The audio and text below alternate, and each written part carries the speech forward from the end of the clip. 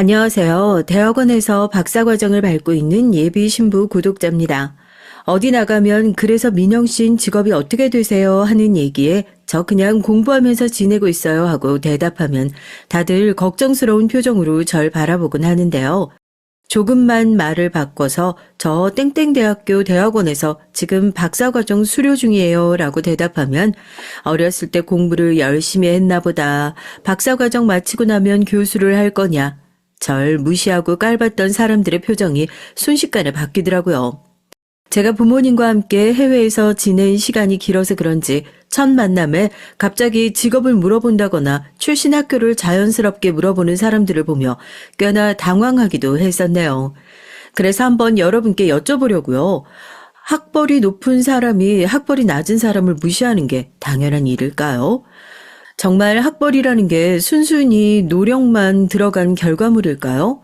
제가 이번에 결혼 준비를 하며 겪었던 일들은 그런 질문에 어찌 보면 명확하게 답을 내주는 계기가 되었던 것 같아요. 이 계기를 통해 저도 끊어내야 할 인연과 거둬야 할 인연을 나눌 수 있었고요. 제가 아까 얘기를 시작하면서 부모님과 해외에서 지낸 시간이 길다고 얘기했잖아요. 대학 시절 공부를 하면서 만나신 두 분의 영향을 받아서인지 저도 어렸을 때부터 한자리에 엉덩이 붙이고 앉아 몇 시간이고 책을 들여다보는 것이 익숙할 정도의 공부벌레였어요. 어렸을 땐 시력이 좋지 않아 알이 두꺼운 안경을 쓰고 생활했었는데 매일 도서관 구석에 앉아 두꺼운 안경을 쓰고 또래들은 관심도 없는 책을 끼고 사는 동양인 공부벌레. 애들이 시비 걸고 놀리기 아주 딱 좋은 존재였죠.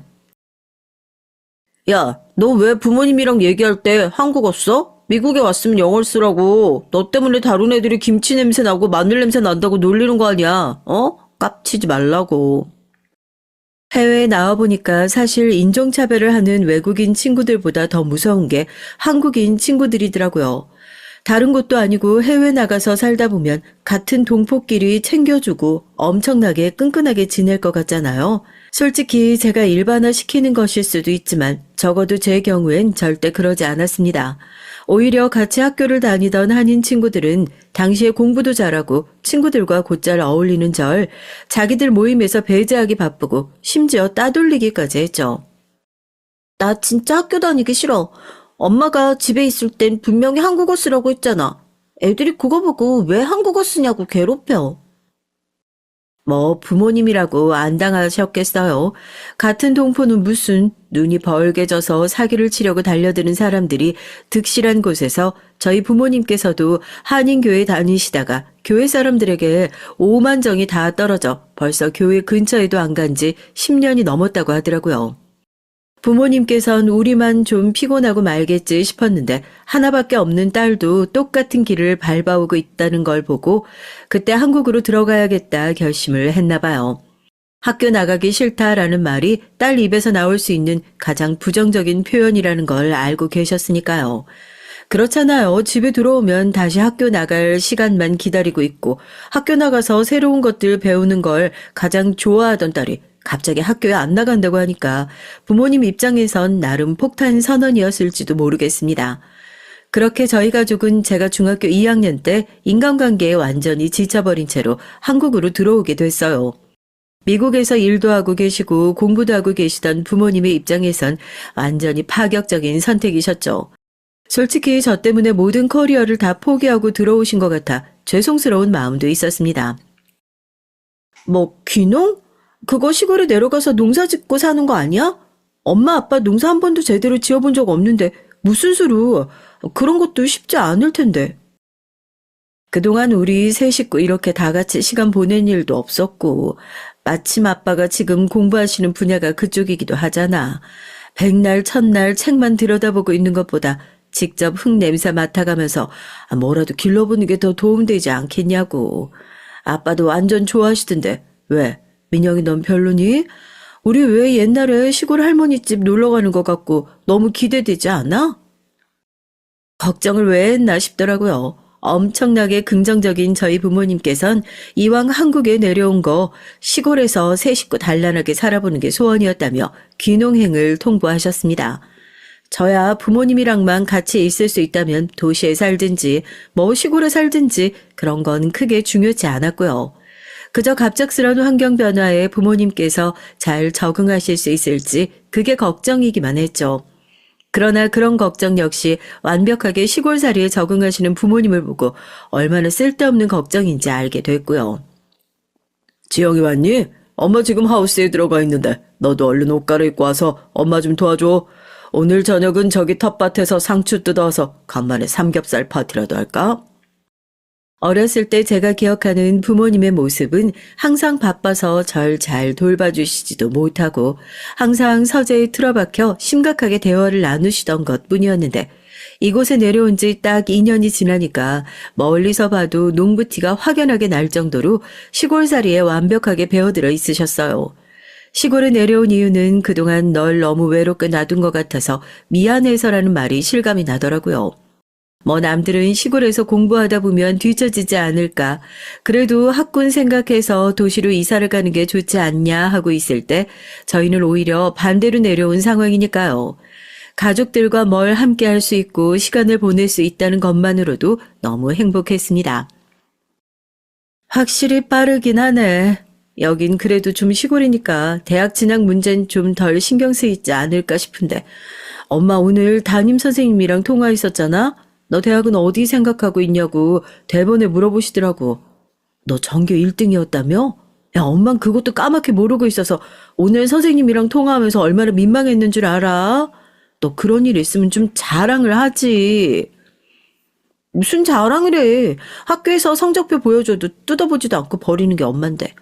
안 그래도 선생님께서 무슨 지역 균형인가 뭔가 그 전형으로 가면 아무리 시골이라고 하더라도 명문대학 들어가는 거 어렵지 않으니까 차근차근 잘 준비해보라고 하시더라고. 엄마는 그래. 사람들이 다 가라고 하는 곳 안 가도 괜찮으니까 네가 제대로 하고 싶은 게 뭔지 고등학교 3년 동안 잘 생각해봐. 알겠지? 친구들이랑 추억도 많이 쌓고. 분명 어렸을 때 하루 종일 앉아서 공부한 기억밖에 없는데 저희 가족 중에 그 아무도 그걸 강요하거나 억지로 시켰던 사람이 없었던 거였어요. 저희 엄마 얘기를 들어보시면 바로 아시겠지만 제 성적에 크게 연연하지 않으시는 분이에요. 물론 아빠도 마찬가지셨고요. 세상에 그런 부모님이 이렇게까지 자식의 성적에 신경을 쓰지 않아도 되는 건가 싶을 정도로 무관심하실 때도 있었죠. 초등학교, 중학교, 고등학교에 올라갈 때까지 학교에서 오는 성적표를 단 한 번도 열어보신 적이 없으셨으니까요. 그렇다 보니 한국으로 돌아온 딸이 학교에서 전교 1등을 하고 있다는 사실조차 까맣게 모르셨고요. 넌 왜 그런 기쁜 소식이 있는데 자랑 한 번을 안 했냐고 오히려 절 타박하시는데 제가 얼마나 어이없었겠어요. 인영아, 정말 이걸로 괜찮겠어? 꼭 농어촌 전형이라고 해서 학과 선택을 이렇게 할 필요는 없어. 지금 네 성적 가지고는 의대도 노려볼 만하거든? 학교장 추천도 보장되어 있고 선생님이 너무 아까워서 그래. 솔직히 이쪽 단대는 취업도 그렇고 다른 학과에 비해서 성적이 조금 떨어지는 편이라서 너처럼 공부 잘하는 애들이 쓰기엔 너무 아까울 것 같아서 그래.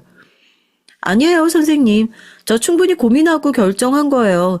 그냥 이렇게 진행하려고요. 보고 배운 게 도둑질이라고 결국 전 고등학교 3학년 때 담임 선생님의 만류에도 불구하고 S대학교 농대에 지원하게 됐어요. 다른 학과에 비해서 농대가 성적이 조금 떨어진다면서 차라리 의대 같은 곳에 지원해 보는 게 어떻겠냐 엄청 말리시더라고요.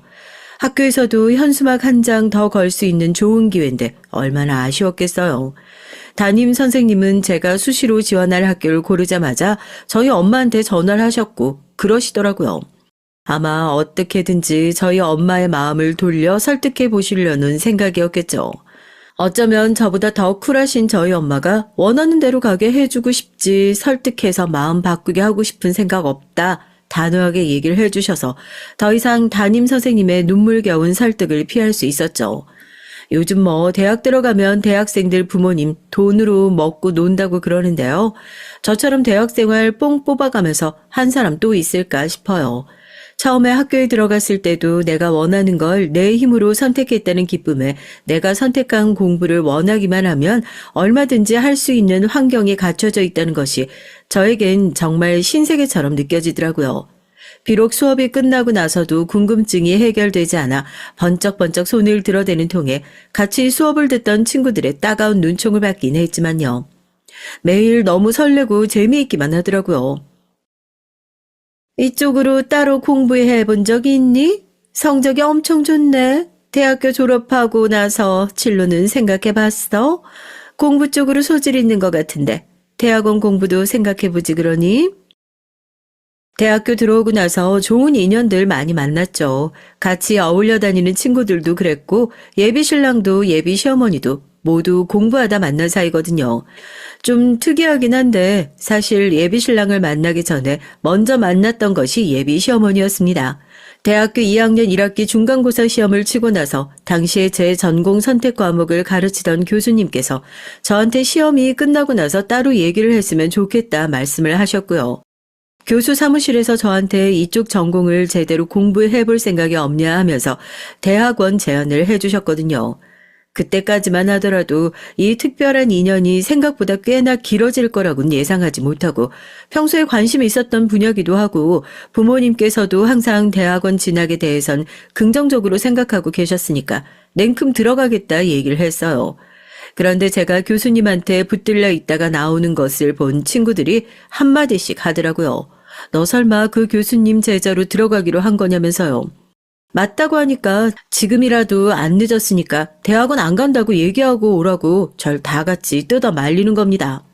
야, 너 저 교수님 수업 못 들어서 그래? 넌 하필이면 연구실을 골라도 저렇게 대학원이 제일 고르면 안 되는 교수님 연구실로 딱 골랐냐? 응? 저 교수님 대학원생들한테 갑질하는 걸로 유명한 교수님이잖아. 별명이 임신중이라잖아. 임신중? 그게 무슨 소리야? 교수님 뭐 임신이라도 하셨어? 나이도 있어 보이던데? 넌 왜 이렇게 한국말을 못 알아듣냐 답답해하던 친구가 그게 아니라 교수님에게 붙게 된 이해가 잘 되지 않는 별명의 유래를 설명해 주더라고요. 뉴스로 갑질이니 뭐니 이런 얘기 많이 들어보긴 했지만 실제로 그걸 보면서 에이 괜한 과장이 아닐까? 실제로 사람한테 저런 짓을 할 수 있는 사람이 누가 있을까 생각만 했었거든요. 밤이고 낮이고 상관없이 뻑하고 생각이 났다 싶으면 자기 대학원생들한테 전화해서 이거 먹고 싶다 저거 사와라 하고 시킨대잖아. 나 아는 언니도 그 교수님 연구실에 들어갔는데 갑자기 새벽에 뜬금없이 전화를 해가지고 자기 샤인머스켓이 먹고 싶다고 당장 사오라고 그랬대잖아. 난 처음에 그 얘기 듣고 무슨 괴담인가 싶었다니까. 그리고 그 교수님 자기 제자들 중에서도 등급 매겨놓고 부모님이 괜찮은 직장에 다니고 있다, 좀 산다 하면 특별관리 대상으로 분류해놓고 걔네한테만 맨날 밥 사주고 뭐하고 한다잖아.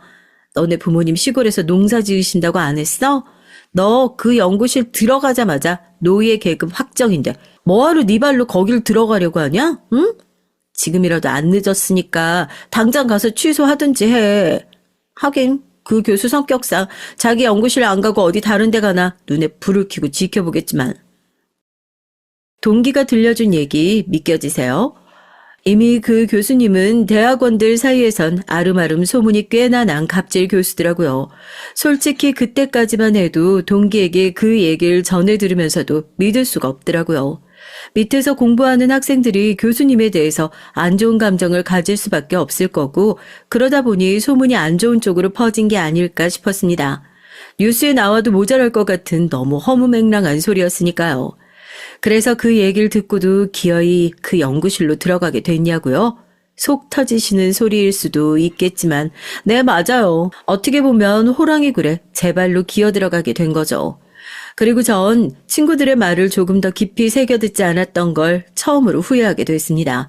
말로만 들었던 교수님의 갑질은 더했으면 더했지 절대로 덜하지 않았거든요.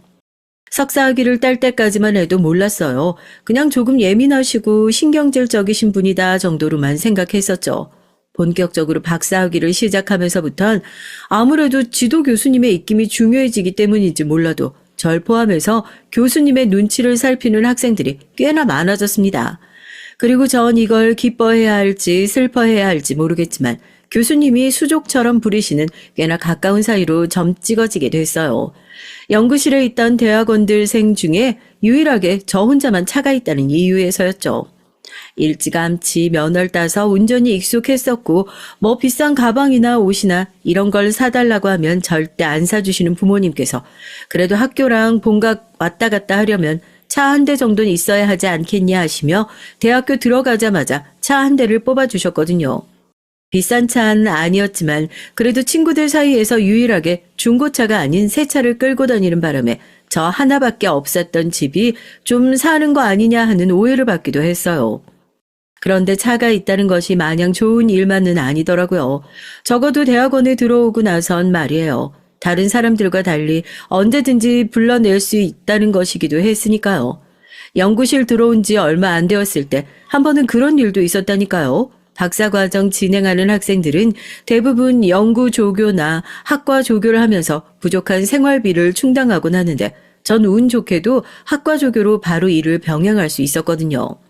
그날은 연구실에 있는 식구들이 다 같이 점심 회식을 하러 가기로 했던 날입니다. 민영아, 네가 좀 먼저 출발해서 도착하면 가게 들어가지 말고 주차장에 차 대고 기다리고 있어. 내가 도착해서 연락할 테니까. 교수님은 저에게 다른 사람들보다 좀 더 먼저 출발해서 가게에 들어가지 말고 주차장에서 기다리고 있으라는 요상한 부탁을 하시더라고요. 왜인지 이유는 모르지만 그냥 그러라고 하시니까 식당에 도착해서 들어가진 않고 주차장에서 핸드폰을 보며 기다리고 있었죠. 점심시간만 되면 붐비는 식당이라 그런지 조금 지나니까 주차장에 자리가 없을 정도로 가득 차더라고요. 그때 교수님께서 전화가 왔습니다. 그리고 나서 저에게 하시는 말씀은 기가 막히기 짝이 없었죠. 도착했니? 너 차 어느 쪽에 있니? 비상 깜빡이 좀 켜봐, 안 보이니까. 그래, 보인다. 뭐 하고 있어? 얼른 차 안 빼고. 조금 늦었으면 정말 자리 없을 뻔했네. 이게 무슨 소린가 싶어 네 하고 되물으니까 제가 맡아놓은 자리에 본인 차를 대야 되니 차를 빼랍니다. 그러니까 저희 교수님께선 점심시간만 되면 붐비는 가게니까 주차할 자리가 없을 거다 생각하고 일찌감치 저를 보내놓아 주차 자리를 맡아놓게 했던 거죠. 황당했지만 주차장에 차가 줄을 서서 기다리고 있는 상황에서 내내 버틸 수도 없어서 결국 그 자리를 빼서 양보했어요. 주차장에 남아있는 자리가 없어 근처를 몇 바퀴를 돌다가 겨우 골목길을 차를 대고 식당 안으로 들어가니까 그새 식사까지 다 마치고 저한테 왜 이렇게 오래 걸렸냐, 점심 식사 시간 다 끝나가는데 이제 들어오면 어떡하냐 되려 짜증을 내더니 짐을 챙겨 일어나 버리시더라고요. 그날 점심은 그렇게 쫄쫄 굶게 됐죠. 안쓰러운 표정으로 저를 쳐다보던 사람들 왜 그런가 했더니 그날 이후로 전 교수님의 주차 셔틀이 되어 시도 때도 없이 자리를 맡으러 가야 했어요. 민영아, 너 오늘 일찍 퇴근하지 않아? 내가 주소 하나 찍어줄 테니까 거기 우리 아파트거든? 조금만 늦어도 주차 자리 없어가지고 빙빙 돌아야 되니까 우리 동 근처에 가서 차 좀 대놓고 있어. 한 9시까지는 갈 수 있을 것 같으니까 연락하면 비상 깜빡이 켜놓고. 갑질도 이런 갑질이 없더라고요. 대학원생 시켜서 자기 퇴근길에 주차 자리 없으니 아파트 주차 자리 좀 맡아두란 사람이 세상에 어디 있어요. 이거 거의 뉴스에 나와야 할 일 아니에요. 말만 부탁이지 그 뒤로도 상상을 초월하는 갑질들은 저와 같이 공부하고 있는 대학원생들에게 선보였지만 교수와 제자라는 그 상하관계에서 누구 하나 나서서 싫은 소리 할 수 있는 사람이 없었습니다. 꼴 보기 싫긴 해도 교수님은 이 분야에서 해외 논문도 많이 내고 나름대로 저명한 인사였고 저흰 교수님의 말 한마디에 논문을 통과할 수도 통과하지 못할 수도 있는 힘없는 대학원생이었으니까요. 어머 세상, 너 왜 이렇게 갑자기 살이 쪽 빠졌어? 요즘 공부가 많이 힘든 거야? 그래도 몸 챙겨가면서 해야지. 너 유학 간 이후로 이렇게 살 쭉 내린 거 처음 본다 얘. 오랜만에 본가에 들리니 엄마랑 아빠가 제 얼굴을 보고 깜짝 놀라시는 거예요. 세상 공부는 너 혼자 다 하는 거냐고. 왜 이렇게 얼굴이 헬쓱해졌냐면서요. 공부 때문에 힘든 것도 있었지만 자기 시종 부리듯 사람을 부려대는 교수님 덕분에 그렇단 얘기를 부모님이 걱정하실까봐 차마 입 밖으로 꺼내지도 못했습니다. 그냥 다들 이러고 산다면서 얼버무리기 바빴죠. 그렇게 교수님의 전담 노예로 지낸 게 거의 1년 가까이 될 거예요. 이게 불행인지 다행인지 모르겠지만 해가 바뀌고 대학원과 연구실에 신입생이 들어오고 난 이후에 그런 갑질도 자연스럽게 막내들에게 내려가면서 조금은 잠잠해졌고요. 대학원이 아무리 힘들다고 하지만 이 연구실에만 들어오면 다들 왜 몇 달을 못 버티고 관두는지 그제서야 저도 깨닫게 됐습니다. 교수님의 못된 버르장머리를 저희 선에서 고쳤어야 했는데 결국 저희도 두 손 두 발 다 들고 새롭게 들어오는 학생들에게 되물림했다는 게 큰 죄책감이 되어 시달리기도 했었죠. 저 역시 계속해서 연구실에 나가는 건 어려움이 있을 것 같아 논문을 쓰는 걸 조금 미루고 학과 조교 일에 집중하고 있었던 시기였어요. 같이 일을 하던 다른 조교 선생님이 저한테 넌지시 선생님은 남자친구 안 사귀시냐 하고 물어보더라고요. 너무 바빠서 논문 쓰고 있는 것도 미뤄두고 있는데 연애할 시간이 어딨냐고 웃으니까 그러지 말고 소개 한 번만 받아보랍니다. 제가 어지간해서 남들 다리 놔주고 중매 서주고 이런 스타일 아닌데요. 저도 지난번에 선배님한테 밥 얻어먹으면서 알게 된 분인데 성격도 순하고 너무 괜찮은 사람이라서요. 저야 오래 사귄 남자친구 있으니까 넘볼 생각도 전혀 안 하지만 주변에 소개시켜줄 사람 없냐 물어보는데 선생님 얼굴이 딱 생각나더라니까요. 그냥 하는 소리가 아니라 진짜로 잘 어울릴 것 같아서 그래요.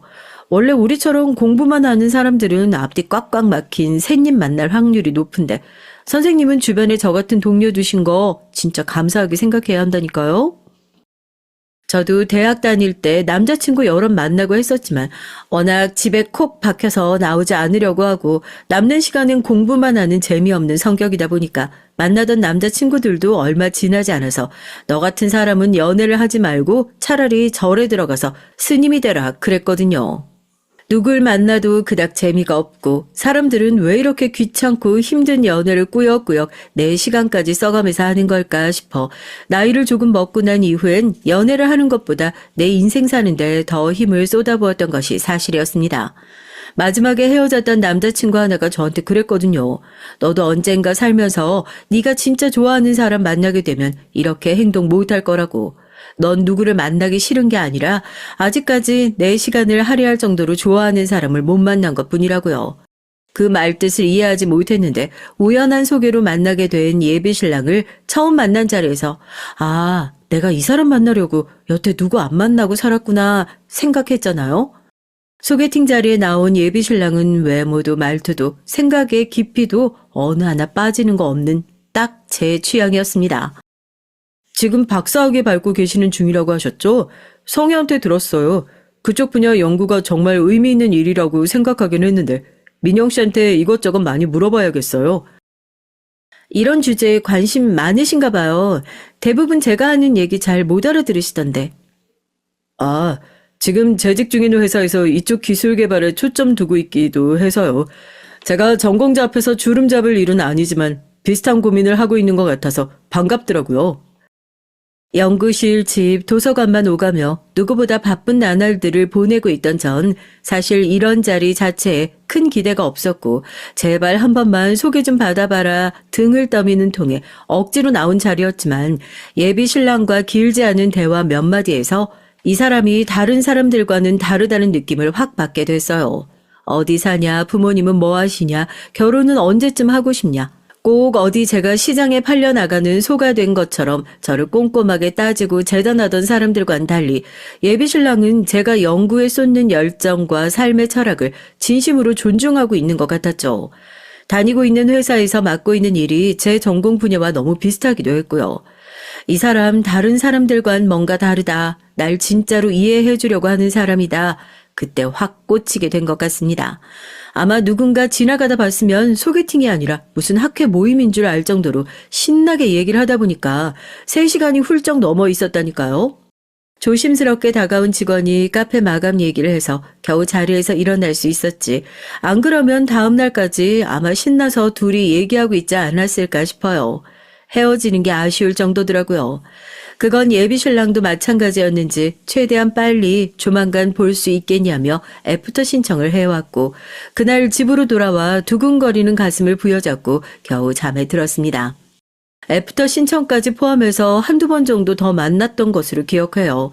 예비신랑이 성급한 게 아니었으면 좋겠다며 저한테 먼저 결혼을 전제로 제대로 만나봤으면 좋겠다 얘기를 했고 제가 그 대답에 승낙하면서 저희는 연인이 됐습니다. 연애 시작하면 본색을 드러내고 확 바뀌어버리는 사람들도 많다고 하죠. 예비신랑은 오히려 그 반대였어요. 그 사람의 다정함은 대체 어디까지일까 싶을 정도로 신중하고 다정한 성격이 양파 껍질 까듯이 계속해서 나오더라고요. 이 사람 연애 2년 하면서도 저한테 짜증 한 번 낸 적이 없고요. 식당 가서 음식 나오면 항상 먹기 좋게 잘라서 제가 좋아하는 반찬들 집어먹기 편하게 제 앞자리로 먼저 쓱 밀어주는 그런 사람이었습니다. 그 진심 어린 태도와 세심한 배려가 저에게 더욱 특별하게 느껴지기도 했고요. 결혼을 한다면 이 사람과 하지 않을까. 연애 기간이 길어질수록 그 마음이 확신에 가까워지면서 좋은 관계를 유지하고 있었죠. 남편과 연애를 하면서 스트레스를 덜 받아서 그런지 답답하게 막혀있던 논문 진행도 조금씩 진도가 나가기 시작했고요. 그때까지만 해도 별탈 없이 내 마음 제일 잘 알아주는 이 사람과 결혼할 거라 생각했었습니다.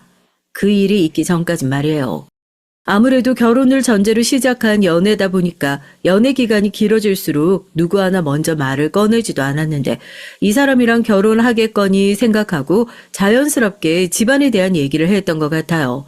저는 부모님이 유학을 다녀오셨고 귀농을 하셨고 지금은 시골에 계시고 이런 얘기들을 구구절절 하는 것도 웃겨서 누가 부모님 뭐 하시냐 물어보시면 그냥 저희 부모님 시골에서 농사 짓고 계신다 하고 말거든요. 예비신랑 역시 딱 거기까지만 알고 있었고요.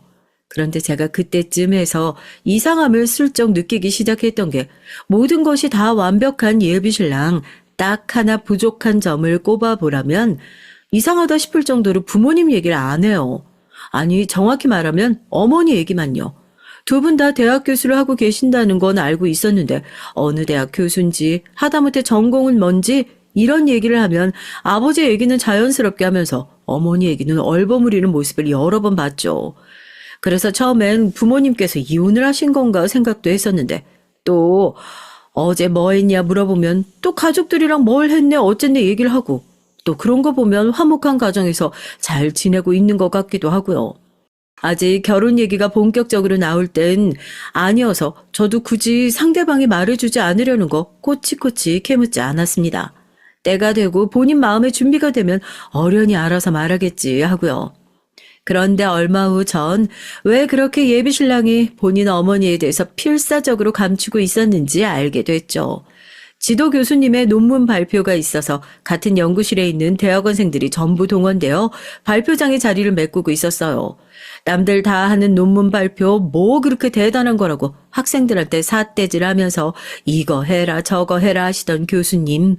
행사장에 사람들 슬슬 들어가니까 언제 그러냐는 듯이 어깨 감싸고 이따가 발표 끝나면 다 같이 맛있는 거 먹으러 가자며 사람 좋은 척을 하더라고요. 입이 쓰긴 했지만 어쩌겠어요. 교수님한테 잘 보이자는 생각으로 행사까지 동원되어 앉아있는 학생들이 뭐라고 찍소리를 할 수가 있다고요. 관심도 없는 행사장 억지로 자리 채우고 앉아 있었습니다. 식당 예약은 거의 제 담당이라서 교수님의 발표 순서가 끝나고 난 후 나가서 저녁 식사를 할 식당을 예약하고 돌아오니까 이미 행사는 끝나 있더라고요. 저 교수님 아들인가 봐. 엄마랑 다르게 아들은 사람 좋게 생겼네. 그래도 발표는 발표라고 꽃다발 사들고 왔나 보지? 아니면 우리한테처럼 자기 아들한테 전화한 거 아니야? 꽃다발 하나도 못 받으면 짜치니까 와서 연기하라고. 민영아, 너 왜 그래? 교수님 아들이 꽃다발을 들고 행사장에 찾아왔다고 하더라고요. 꽃다발 받아들고 환하게 웃는 교수님 모습을 보면서 그래도 가족한텐 꽤나 살갑게 구나 보다 하고 안 잊고 온 마음이 들기도 했는데 꽃다발을 건네준 교수님의 아들이 기념사진을 찍기 위해 뒤를 도는 순간 그대로 돌이라도 된 것 마냥 뻣뻣하게 몸을 굳혔잖아요. 그러니까 제 지도 교수님, 학교에서 진상이라고 소문났던 그 교수님의 아들이 바로 제 남자친구였던 겁니다. 이게 무슨 일인가 싶어서 입을 쩍 벌리고 쳐다보고 있는데 시선을 느꼈는지 남자친구도 제 쪽을 쳐다보고 눈이 마주쳤죠. 뜨악하는 표정을 보니 이미 남자친구는 다 알고 있었구나 싶더라고요. 어떻게 이런 걸로 날 속일 수가 있어? 김 교수님 아들이 당신이었다고? 다른 사람한텐 그렇다 쳐도 적어도 나한텐 얘기를 해줬어야지. 당신 다 알고 있었던 거 맞지? 내가 교수님 지도 학생인 거. 뭐 더 할 말이라도 있는 거야? 입이 있으면 변명이라도 해봐. 내가 무슨 변명을 하겠어. 미안해. 미안해, 미영아. 너도 연구실에 있으니까 알겠지만 우리 어머니에 대한 안 좋은 소문이 학교에 돌고 있는 거 나도 잘 알고 있어. 혹시라도 처음 만났을 때 어머니에 대한 얘기를 꺼내면 네가 괜히 편견 갖고 만날까 싶어서 말 못했어. 슬슬 결혼 얘기 나오면서도 나도 말해야지 했는데 타이밍을 놓쳐서 미안하다. 안 좋은 소문들? 내가 거기 있는 거 뻔히 알면서도 그게 그냥 안 좋은 소문이다 얘기하고 넘어갈 수 있는 일이야? 당신 어머니니까 당신이 더 잘 알 거 아니야. 결혼을 전제로 만나는 거면 더더욱 못 만나겠어. 난 그런 분 지도교수로 모시는 것만 해도 이미 지긋지긋해. 그런데 이제 결혼해서 시어머니로 모시라고? 난 그렇게 못하겠다. 그냥 우리 헤어져. 여태까지 절 속여왔다는 배신감에 치가 떨려서 행사장 밖으로 나가는데 예비신랑이 절 쫓아와서 다급하게 붙잡더라고요. 그리고 나서 변명이랍시고 한다는 소리가 저래요. 제가 괜한 오해를 할까봐 말을 계속 못하다가 타이밍을 놓쳤다고요. 그동안 교수님께서 하신 진상짓이 머릿속으로 쫙 스쳐 지나가면서 나는 이 결혼 죽어도 못하겠다 싶더라고요. 자기 어머니는 철석같이 좋은 사람이다 믿고 있는 예비신랑 앞에서 이랬네 저랬네 더 뒷담화하고 싶은 생각도 없고 깔끔하게 결혼은 아닌 것 같으니까 이만 헤어지는 게 좋겠다 이별 통보를 했습니다. 제 얘기를 들은 예비신랑 얼굴이 새하얗게 질려서 어떻게 헤어지자는 소리를 할 수 있냐 자기는 못 헤어진다 그러더라고요. 별 수 있어요. 다 뿌리치고 저도 본가로 내려왔죠. 연락도 없이 본가는 어쩐 일이야? 너 우니? 왜? 뭐가 마음대로 잘 안 돼? 다짜고짜 연락도 없이 본가에 내려가서 엄마 얼굴 보니까 그제서야 눈물이 찔끔 나요. 저라고 뭐 냉혈한이라서 그렇게 헤어지자는 소리를 쉽게 했겠어요.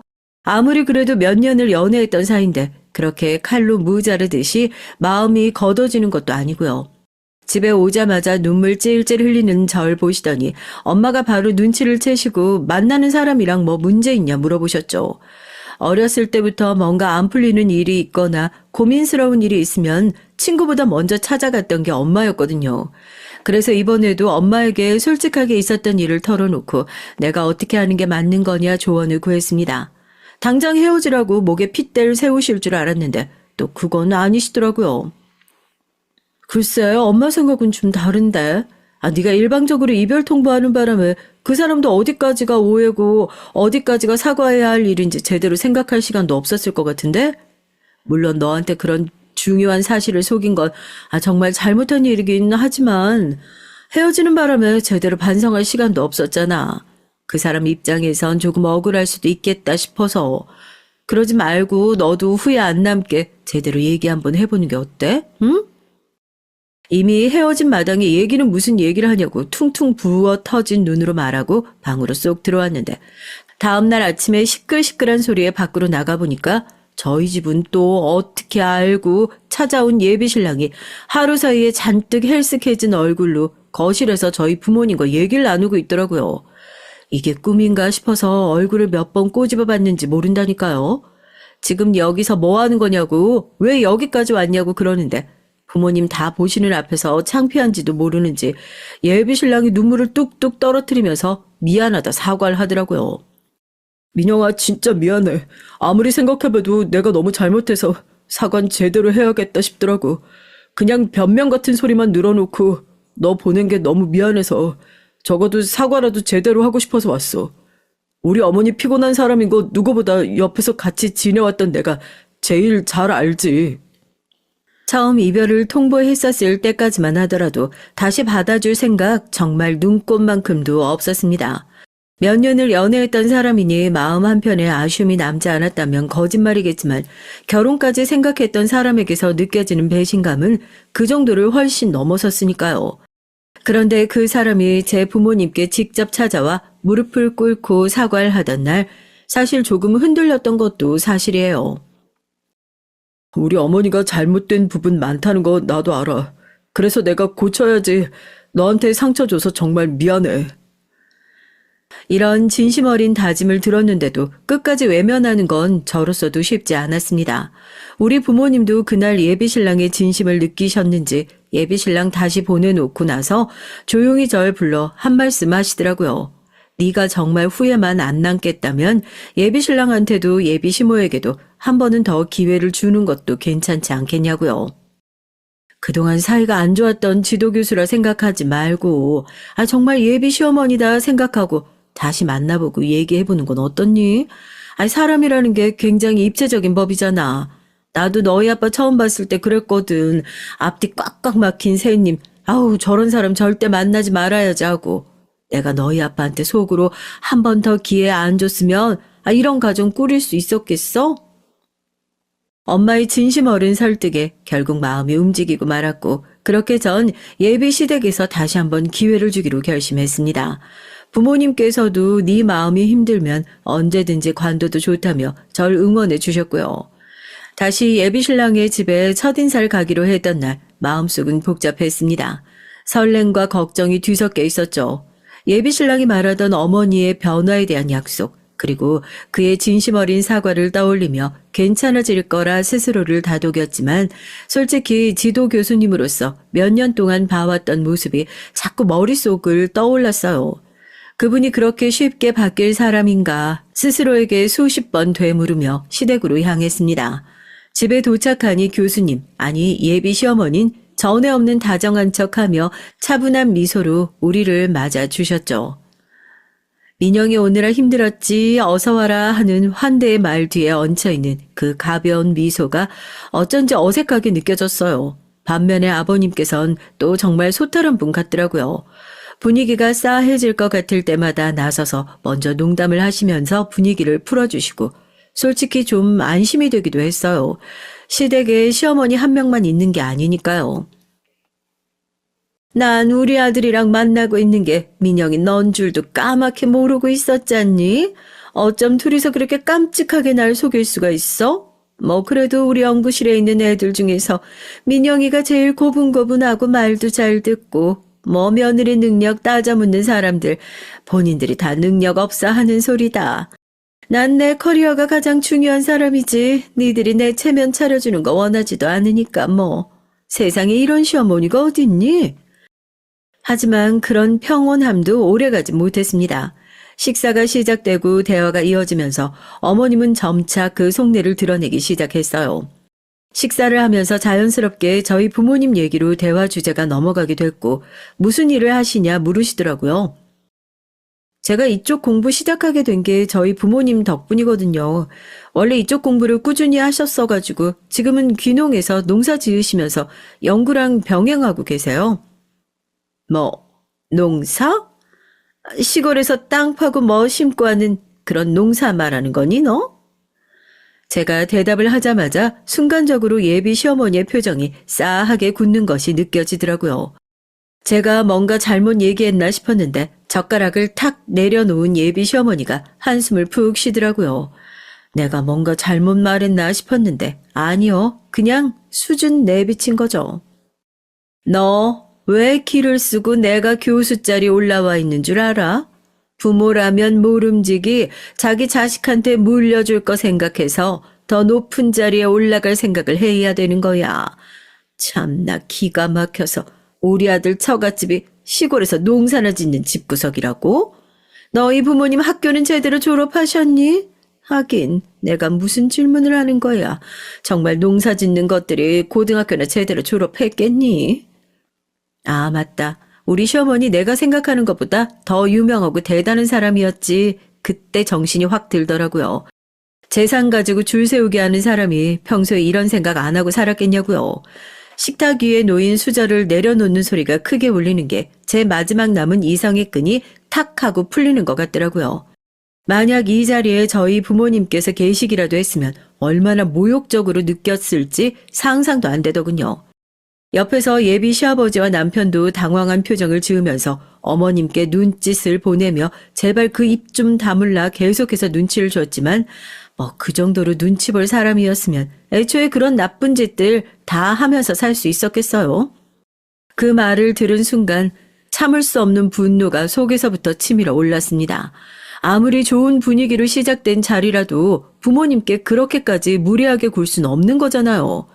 제 앞에 차려진 밥그릇 국그릇 들고 일어나서 싱크대에 전부 부어버렸어요. 지금 이게 뭐 하는 짓이냐고 어른들 앞에서 싸가지 없게 구는 게 딱 네 수준이다 하는 시어머니는 신경도 쓰지 않고 예비신랑 똑바로 쳐다보면서 그랬죠. 니네 엄마 하는 꼬라지가 밥맛 떨어져서 더는 못 먹겠다고요. 야, 니네 엄마 말하는 거 들었지? 뭐? 오해? 편견? 뭐가 오해고 편견인지 모르겠네. 오늘로써 사람은 고쳐 쓰는 거 아니라는 걸 확실하게 알았는데 어머님, 아니 교수님, 이 결혼 제가 파토 낼게요. 교수님처럼 수준 떨어지는 사람이랑 사돈 맺으실 저희 부모님이 너무 불쌍해서요. 학벌 높으면 무시해도 괜찮은 거예요? 그러는 교수님께선 국립대 출신 대학원도 턱걸이로 들어와 신분 세탁하신 거 아니었어요?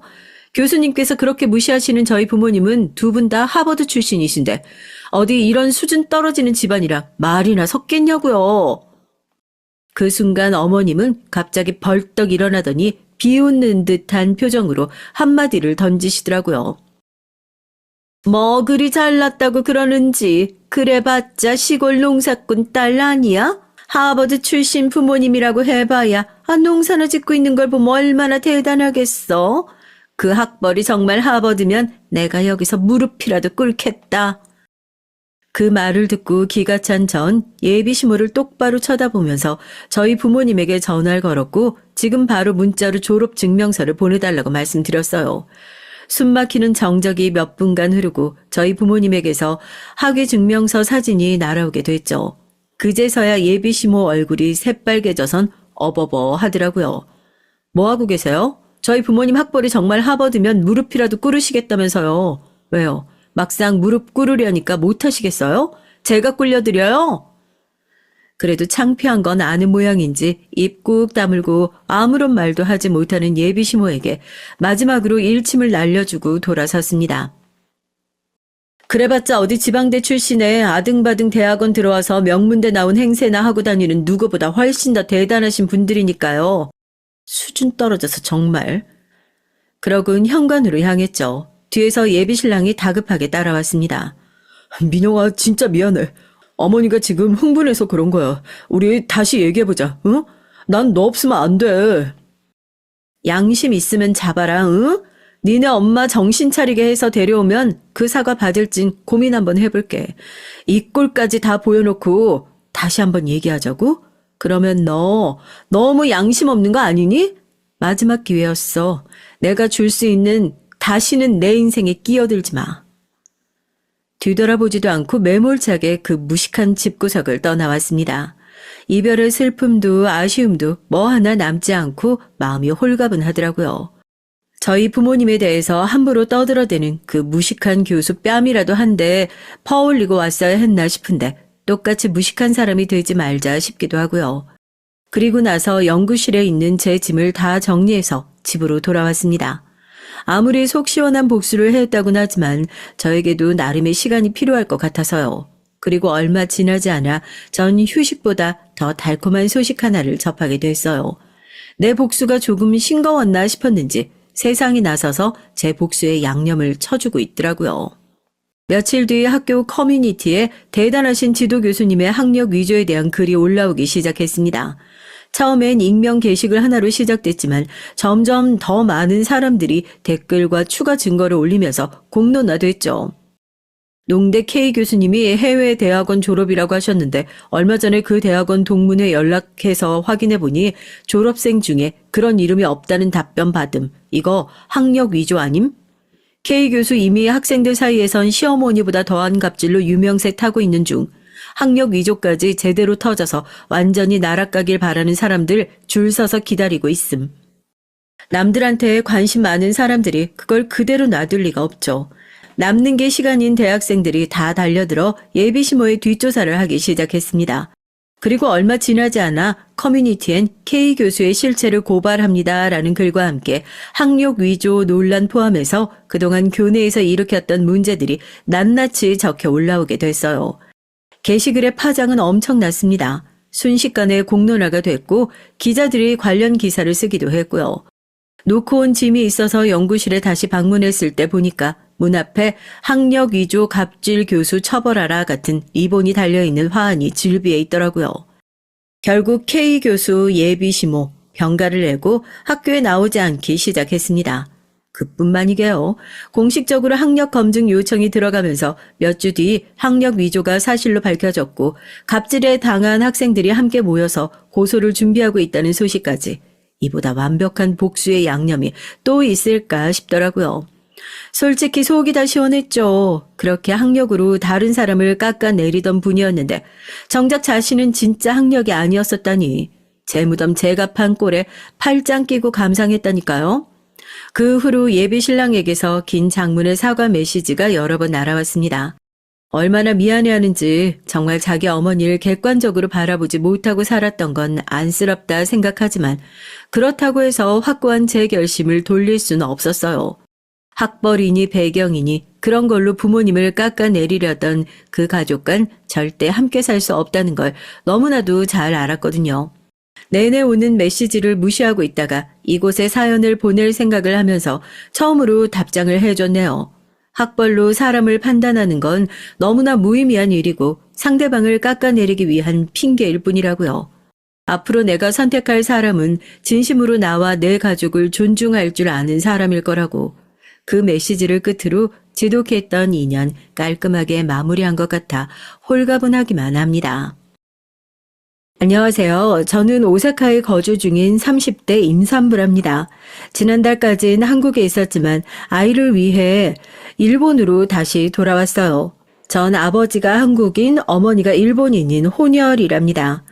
아버지는 대리를 사위로 외할아버지께서는 아버지를 어머니보다 더 많이 의지하고 믿음직스럽게 생각하세요.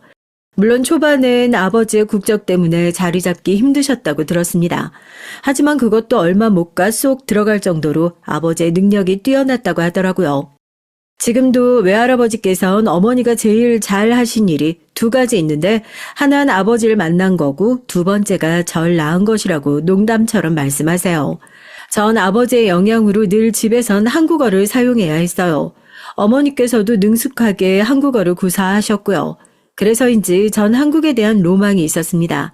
그래서 대학은 무슨 일이 있어도 한국에서 다니겠다고 결심했고 그 꿈을 이뤘죠. 남편을 처음 만난 것도 한국에서 공부를 하던 때였어요. 서점에서 아르바이트를 했는데 남편도 함께였죠.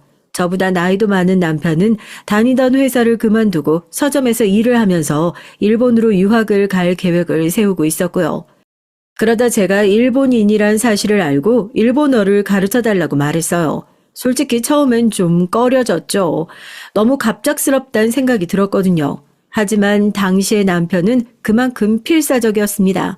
남편의 진심을 알고 난 뒤로 저 역시 열정적으로 일본어를 알려줬어요. 그렇게 맺어진 인연은 제가 귀국하면서 끊어졌습니다. 일본으로 돌아와서 가업을 이어야 하는 상황이었던 전 남편에 대해 까맣게 잊고 살았죠. 하지만 저희가 그냥 그렇게 헤어질 운명은 아니었던 모양이더라고요. 거래처에서 남편을 다시 만났을 때 전 무언가 우리 둘 사이에 운명의 붉은 실이 연결되어 있다는 느낌이 들었어요. 그렇게 다시 만난 저흰 한국에 있었을 때와는 또 다른 감정으로 만나기 시작했고 결국 결혼을 약속했답니다. 하지만 저희가 결혼에 성공하기까지 쉽지만은 않았어요. 무엇보다도 시아버지께서 죽어도 이 결혼은 안 된다고 하셨거든요. 남편은 3남 1녀의 장남이었습니다. 위로 하나 있던 누난 20살이 되자마자 집을 나가 죽었는지 살았는지 소식을 알 수 없다고 했고요. 한국에선 장남이 집안을 이어간다는 이미지가 강하다고 들었는데 확실히 그런 점이 있더라고요. 제가 외동이라 남편이 대리일 사위로 들어와야 하는 상황이었는데 시아버지께선 당연히 그 사실을 받아들이지 못하셨어요. 세상에 장남이 집을 두고 어딜 간단 말이야? 거기다 일본 사람이라니. 맏며느리가 일본 사람이란 소문나면 내가 창피해서 동네에 어떻게 얼굴을 들고 다닌단 말이냐. 그런 말이 어딨어요. 지금 시대가 어떤 시대인데 장남이 무슨 소용이고 맏며느리가 뭐 어떻다고요. 우리 집안이 어떤 집안인지 몰라서 물어? 어느 양반 댁에서 장남을 다른 집에 준다는 말이야? 장남이 물건입니까? 주긴 뭘 줘요. 그리고 우리 집에 무슨 양반이라고 거창하게 말씀하시지만 결국 사업으로 다 날려먹었으면서 아직도 양반 타령이세요? 그 입 닥치지 못해? 우리 집이 어떤 곳인지 장남인 네가 더 잘 알만한 놈이 어디다 대고 함부로 입을 놀려? 내가 널 그렇게 키웠어? 아버지께서 언제 저를 키우기나 하셨어요?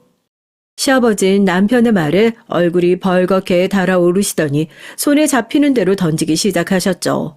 저의 첫 시댁 방문은 그렇게 막을 내렸답니다. 시아버지의 반대는 생각보다 강력했어요. 그 뒤로 몇 번이나 찾아갔지만 소용이 없었죠. 남편에겐 남동생만 둘이 있었는데 둘 다 일찍 결혼을 했어요. 그 때문인지 동서들이 저보다 나이가 많았답니다. 두 사람은 제가 시댁에 찾아갈 때마다 그 자리에 있었는데요. 절 이상한 눈빛으로 바라보더라고요. 기분 탓인진 모르지만 동서들 시선에 기분이 좋지만은 않았어요. 그날도 어김없이 당장 나가라는 호통과 함께 집을 나서는데 동서들이 제게 말을 걸더라고요. 아주버님 어디가 그렇게 좋은지 모르지만 이 집 문턱 넘기 어려울 것 같은데 그냥 포기하지 그래요? 여기 좋을 거 하나 없으니까. 이 정도면 충분히 한 것 같으니까 그냥 자기 나라로 돌아가요. 그런 눈치도 없어요. 반기는 사람 누가 있다고? 미련하게 구는 것도 정도 것이지. 이 정도면 민폐라고. 동서들은 귀찮게 하지 말라고 하면서 급기야 짜증을 내기도 했죠. 아마 그냥 포기하고 헤어지고 말지 뭐 하는 짓이냐고 혀를 차실 분들도 있으실 거예요. 제 주변에 있는 많은 분들이 같은 이유로 절 말렸거든요. 하지만 전 남편을 포기할 생각이 없었습니다. 시아버지와 사이가 나쁜 남편은 굳이 허락받을 필요가 있겠냐고 했지만 전 저 때문에 남편과 시아버지가 완벽하게 단절되길 바라진 않았거든요. 그런 시아버지께서 달라지신 건 정말이지 손바닥을 뒤집는 것보다 쉬웠어요. 그렇게 싫다고 하시던 시아버지께선 절 갑자기 집으로 들이시더니 아버지께서 무슨 일을 하시는지 제가 어떤 일을 하는지 구체적으로 물어보셨습니다. 전 숨길 것이 없었기 때문에 시아버지께서 알고 싶어 하시는 것들에 대해 솔직하게 대답했죠. 그러니까 그 큰 사업을 하는 집안이란 말이지? 아버지께서 수완이 좋으셔서 외할아버지 때보단 규모가 많이 커지긴 했어요. 외할아버지도 늘 아버지를 칭찬하셨죠. 그런데 아버님, 갑자기 왜 그런 것들을 물어보세요? 내가 들은 것이 있어서 말이지. 한국에 눈을 돌리신다고 들었는데. 한국에 오셔서 직접 둘러보실 생각이신 것 같으세요. 그런데 아버님, 그런 소식은 어떻게 아셨어요? 귀한 우리 집 장남이 대릴사위로 가야 한다는데 내가 그런 것도 모를 것 같아? 그런 말씀이 아니라 갑자기 불러서 저희 가족 사업에 대해 관심을 보이시기에 무슨 일인가 해서요. 확인하는 거야, 확인. 그래서 결혼식은 어디서 할 생각이냐? 설마 일본에서 하는 것은 아니지? 제 질문에 시아버지께서는 말을 얼버무리시며 화제를 돌리셨어요. 전 당연히 한국에서 하고 갈 생각이라고 했죠. 시아버지께서는 결혼식은 어디서 어떻게 할 예정인지도 구체적으로 물어보셨지만 아직 허락을 받지 못해 결정난 건 아무것도 없다고 답했습니다. 제 대답이 마음에 드셨는지 아니면 계속해서 찾아와 문을 두드린 것에 마음이 풀리신 것인지 모르겠지만 시아버지의 행동이 180도 달라지신 건 분명했어요. 저한테 나를 세우며 소리를 지르신 적이 전혀 없던 사람처럼 다정한 목소리로 모르는 것들을 동서에게 물어가며 배우라고 하시더라고요. 동서들에게도 형님으로 모시고 함부로 하지 말라고 말씀하기도 하시고요. 전 의아했지만 결혼 승낙을 받았으니 됐다 싶었습니다. 하지만 제게 남은 건 그것만이 아니었어요. 기어코 이 집으로 밀고 들어올 생각인 것 같은데 우리한테 형님 대접 받고 싶으면 처신 잘하는 게 좋을 거예요. 난 형님 대접 받을 생각 전혀 없어요. 같은 며느리끼리 꼭 그렇게 지낼 필요가 있겠어요? 같은 며느리라뇨. 어떻게 우리랑 같을 수가 있어요? 꿈도 크지. 동서들은 저와 자기들은 엄연히 다르다며 큰 소리를 치더라고요. 제 상식에선 도저히 이해가 되지 않았죠. 오히려 맏며느리면 제가 더 윗사람일 텐데 어떻게 저렇게 말을 하나 궁금하기도 했고요. 그래서 남편에게 이 모든 사실을 얘기하곤 혹시 제게 거짓말을 한 것이 있느냐고 물었습니다. 남편은 망설임 끝에 솔직하게 자신에 관한 얘기를 해줬어요. 그 내용은 제가 한 번도 상상한 적이 없는 것이라 충격 그 자체였습니다. 한동안은 남편에게 한마디도 말할 수 없을 정도로 놀라운 얘기였어요. 사실 남편은 시아버지의 혼외자였습니다. 원래 시아버지와 남편을 낳아준 어머니는 약혼 관계였다고 해요. 그런데 시아버지께서 다소 거친 행동으로 어머니가 크게 다치는 일이 발생했고 그 사실을 안 남편의 외가에서 파혼을 선언한 것이죠. 하지만 그 사실을 받아들이지 못했던 시아버지께서 강제로 어머니와 관계를 가지셨고 그 때문에 태어난 쌍둥이 자식이 바로 남편과 형님이셨어요. 어머니는 남편과 형님을 낳고 얼마 지나지 않아 돌아가셨고요. 그 이후에 시아버지께서 지금의 시어머니를 만나 서방님 둘을 낳고 살았다고 해요. 물론 시어머니께서도 3년 전에 암으로 돌아가셨고요. 남편은 이런 사실들을 20살이 돼서야 알았다고 해요. 집에서 그만큼 쉬쉬하고 입단속을 한 덕분이었죠. 남편은 숨길 생각은 아니었다고 하면서 미안한 표정을 지었습니다. 물론 쉽게 받아들일 수는 없었죠. 당연히 저도 고민의 시간이 필요했고요. 하지만 전 길게 생각하지 않았어요. 제가 결혼하고 싶은 사람은 지금 제 눈앞에 서 있는 이 남자지 이 남자의 과거가 아니었거든요. 물론 혼외자식이란 점을 불편하게 받아들일 친척들도 있었어요. 하지만 그건 돌아가신 어머니나 남편의 잘못이 아니잖아요. 무엇보다도 저희 부모님은 그동안 지켜본 남편의 성품을 믿는다고 하시면서 크게 신경 쓰지 않겠다고 하셨죠. 약간의 위기가 있었지만 저와 남편은 무사히 한국에서 결혼을 하고 바로 일본으로 건너왔습니다. 남편은 다니던 회사를 정리하고 저희 집안 일을 돕기 시작했어요. 남편은 정말 성실하고 꼼꼼했습니다. 외할아버지도 인정하실 만큼 뛰어난 사람이었죠. 남편은 일본에서의 생활에 점점 안정감을 느끼는 것 같았어요. 반면 한국에는 1년에 한두 번 정도만 들어갔죠. 명절 때나 시아버지의 생신 정도였을까요? 그것도 남편은 가고 싶어 하지 않았지만 워낙 시아버지께서 전화를 하셔서 왜 안 오느냐고 호통을 치시는 바람에 어쩔 수 없었답니다.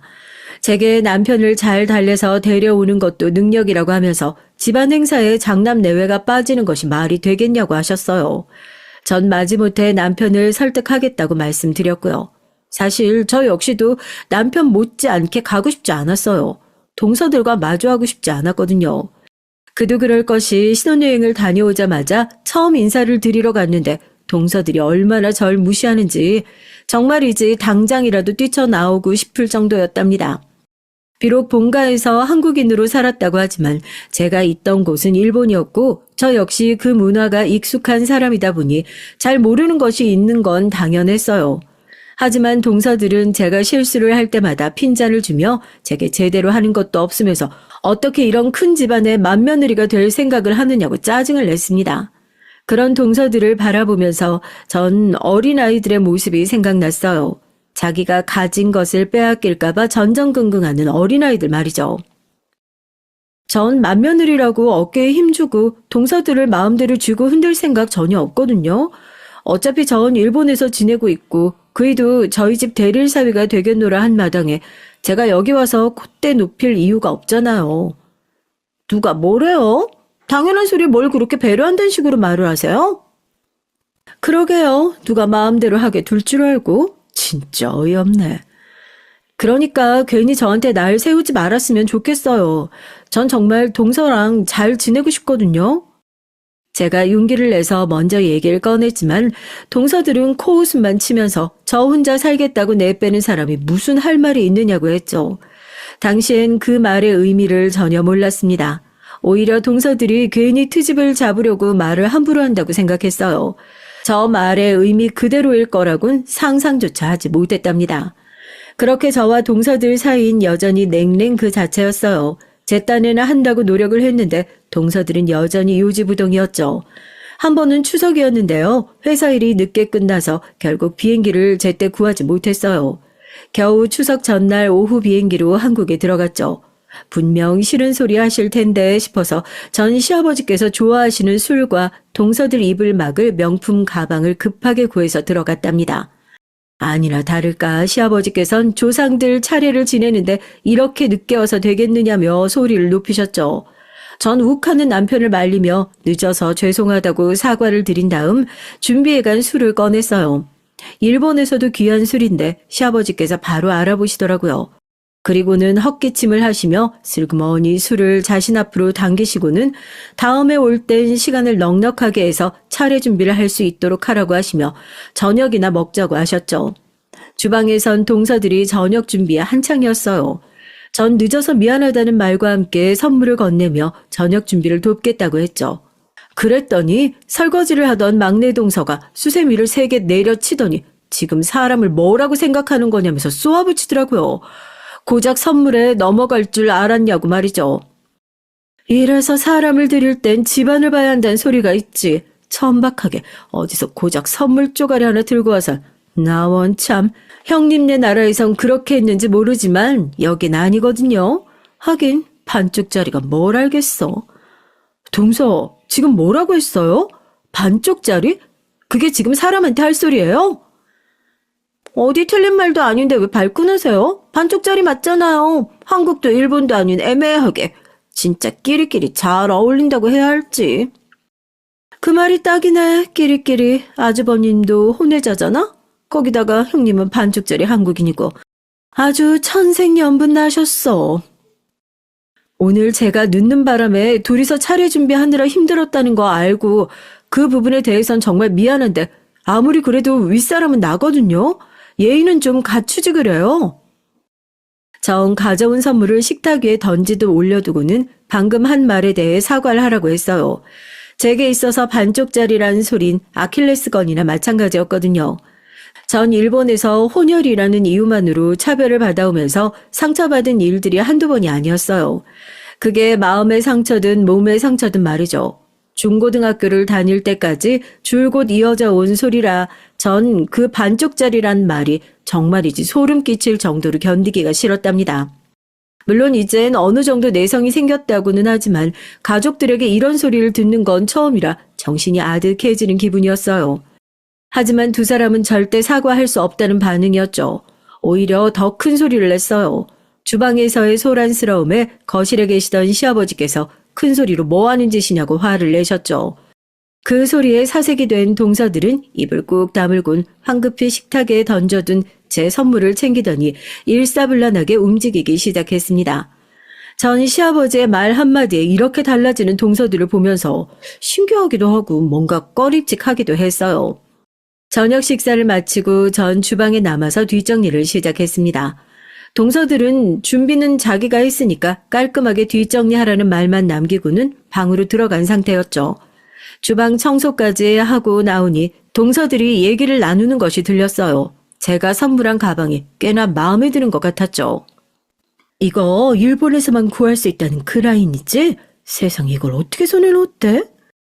돈 좀 있다 하는 집안 딸이라고 하더니만 진짜 부자인가 봐요. 그이가 그러는데 이번에 한국에서도 사업을 크게 할 생각이라서 아버님이 엄청 노리고 있다던데요. 노려서 뭐 하시게? 한몫 크게 챙겨보시려고? 아버님은 그 돈을 다 어디다 쓰시는 건지 모르겠네. 아유. 그러니까요. 여기저기서 부지런히 긁어 모으시더라고요. 그리고 일본 형님 말이에요. 머리가 어떻게 된 사람 아니에요? 아니 이렇게 돈이 많은데 왜 아주버님 같은 사람을 선택했대요? 고작 혼외자라니. 저라면 절대 그런 선택 안 하죠. 그러니까 그나저나 이 가방 너무 예쁘잖아? 보는 눈은 있나 봐. 형님도 참 너무 좋은 티 내지 마세요. 기고만장할라. 두 사람은 쉬지 않고 입을 놀리며 남편과 저를 욕하더라고요. 그 와중에 가방은 마음에 들어하는 모습에서 참 속물도 이런 속물이 없구나 싶었죠. 저 역시 두 사람을 속으로 욕하면서 방으로 들어왔답니다. 다음날 아침 일찍부터 차례를 지내고 저희 부부는 일이 많이 밀려있다는 핑계로 급하게 일본으로 돌아왔어요. 물론 당연히 거짓말이었죠. 저와 동서들 사이는 점점 멀어져 갔습니다. 전 시댁과 얽히면 안 되겠다는 생각이 들어서 시아버지께 드리던 전화도 점점 뜸하게 됐어요. 그러던 어느 날이었습니다. 갑자기 연락이 오신 시아버지께서 겨울 휴가를 일본에서 보내겠다고 하셨어요. 온 가족들을 다 데리고 갈 생각이니 공항에 나와 있으란 말을 하시는데 남편은 눈에 띄게 싫어하는 모습이 역력했죠. 왜 일본으로 오시는지 알 수 없다고 했지만 전 어쩔 수 없지 않겠냐고 말하며 그런 남편을 달랬습니다. 전 부디 큰일 없이 잘 넘어가길 바라기만 했어요. 하지만 가족 여행은 순탄하지 않았습니다. 전 부모님께 부탁을 드려 고즈넉한 별장으로 시댁 식구들을 모셨어요. 공항에 리무진까지 보내는 등 나름 이벤트적인 요소들도 준비를 했죠. 이런 저의 행동에 서방님과 시아버지께선 무척이나 만족스러운 얼굴을 하셨지만 동서들은 내심 놀랐는지 눈치 보기 바쁘더라고요. 숙소에 도착한 서방님과 아버님은 노천 온천에 깜짝 놀라시며 대접을 제대로 받는다고 즐거워하셨어요. 그래, 우리 집안 맏며느리답구나. 이로 겨울은 모실 줄도 알고. 안 그래도 몸이 찌뿌둥했는데 온천에 몸부터 담가야겠다. 우리 맏며느리 덕분에 아주 몸이 가뿐하게 가겠어. 고생했다. 네가 진짜 마지답게 잘 처신했어. 며느리 덕 좀 보자. 편한 시간 보내세요, 아버님. 혹시 술이나 더 필요하신 거 있으시면 저기 버튼 누르시면 돼요. 마사지사도 준비해뒀습니다. 그래, 잘했어. 역시 내 며느리네.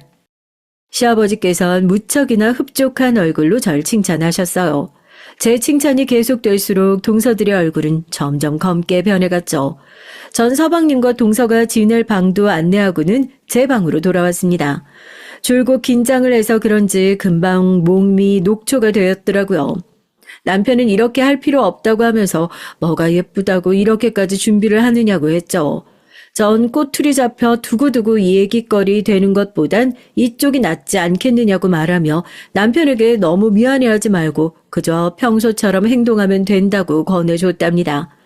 저녁 시간이 돼 가족들이 다 한자리에 모였어요. 동서들 얼굴은 한결 아까보단 나아 보였지만 여전히 저와는 시선을 맞추려 하지 않았죠. 맛있는 요리에 기분이 좋아지신 시아버지와 서방님들은 결국 술에 취해 몸을 가누지 못할 지경이 됐답니다. 사람을 시켜 각 방으로 모셔두고 나오는데 동서들이 절 기다리고 있더라고요. 피곤할 텐데 들어가서 쉬지 않고 절 기다리셨어요? 무슨 꿍꿍이에요? 우리 집안에 관심 없다고 하지 않았어요? 네, 관심 없어요. 분명 말했잖아요. 왜 사람 말을 못 믿어요? 믿게 해야 믿죠. 다른 속셈이 있는 것도 아니면 이게 다 뭔데요? 아버님 비위 맞추려고 아주 알랑방귀를 제대로 끼던데 뭘 노리냐고요? 노리긴 뭘 노린다는 말이에요. 그동안 우리 부부가 한국에 들어갈 일이 없다 보니까 가족들에게 미안한 일이 많아서 이번에 만회할 생각으로 준비했는데 동서들은 마음에 안 드나 봐요. 제 설명에 동서들은 움찔하더니 제게 진정 다른 속셈이 있는 거 아니냐고 연거퍼 물어봤죠. 전 몇 번이나 다짐해 줄 수 있다고 말하면서 필요하면 공증이라도 받으라고 했어요. 전 정말 시댁의 재산엔 관심이 없었거든요. 동서들은 알겠다고 하면서 행동을 조심하라는 경고를 남기곤 자신들 방으로 들어가 버렸습니다. 기분이 나쁘긴 했지만 이번 여행만큼은 온전히 참아주겠노라 생각했던 전 그저 아무 일도 없다는 듯이 행동했어요. 그렇게 여행은 무사히 끝나는 것 같았습니다. 하지만 마지막 날 식사를 하고 나오는데 동서가 거친 손길로 절 붙들더군요. 전 조여오는 손목이 너무 아파서 이거 놓고 얘기를 하자고 했지만 소용이 없었어요. 이게 무슨 행패예요? 우리가 어떤 마음으로 참고 살았는데 감히 우리 몫을 넘봐? 다른 속셈이 없다고 했던 말 다 거짓말이지? 진짜 사람 말 왜 이렇게 못 믿어요? 봐요. 내가 뭐가 더 부족하겠어요? 그런데 왜 우리 걸 탐내느냐고요? 알고 있었죠? 아버님이 유언장 바꾸셨단 사실. 전 뜬금없이 튀어나오는 유언장이란 말에 고개를 갸웃거렸습니다. 시아버지께서 유언장을 미리 써두셨다는 사실조차 모르고 있었거든요.